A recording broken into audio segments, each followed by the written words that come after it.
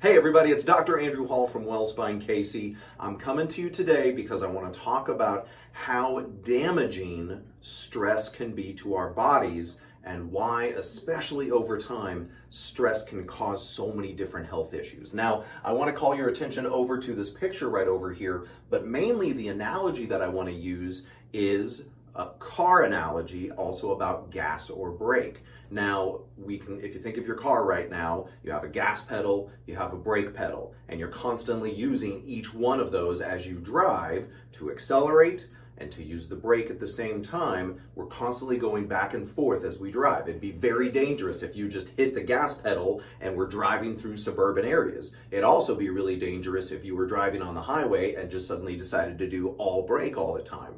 It doesn't work, it's unsafe.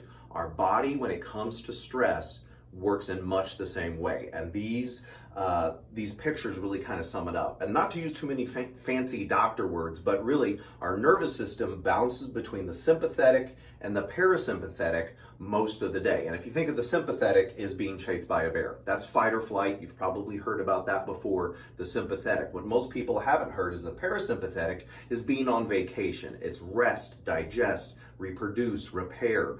That's where our body does most of the healing, in the parasympathetic. Being on vacation, that's the analogy that I use. So your body is constantly going in between the sympathetic and the parasympathetic as you go throughout the day. If there's a perceived threat in the environment, your body hits the gas. That's the gas pedal. So you get all amped up in order to either get away from that threat or fight it off. And then once you're done with that, you go back into the parasympathetic, being on vacation, resting, repairing, doing all of those things. Now, physiologically speaking, you should only be in the sympathetic 20% of the time, and you should be in the parasympathetic 80% of the time.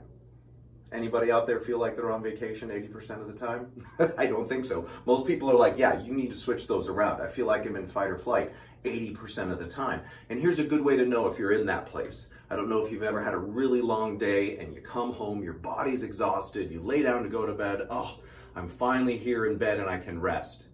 And then your mind kicks in and it starts going and they're chittering and the monkeys in your head start talking and you can't get to sleep. You're stuck in the parasympathetic.